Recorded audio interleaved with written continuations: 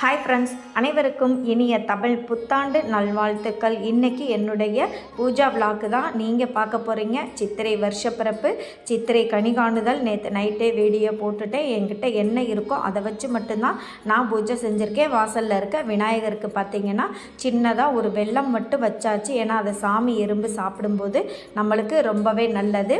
மங்களகரமாக வாசலில் தலைவாசல் பூஜையும், அப்புறம் பார்த்திங்கன்னா துளசி மாடத்துக்கும் சிறப்பான முறையில் பூஜை செஞ்சுட்டு அதுக்கு பிறகு கிச்சன்லையுமே பார்த்திங்கன்னா நல்லா மஞ்சள்லாம் தெளித்து விட்டுருந்தேன். அப்புறம் காலையில் முதல் விளக்கு என்னுடைய பஞ்சகவ்ய விளக்கு தான் நான் இன்றைக்கி தீபம் ஏற்றியிருந்தேன். அது நல்லா ஹோமம் வளர்த்த பலன் கிடைக்கும்.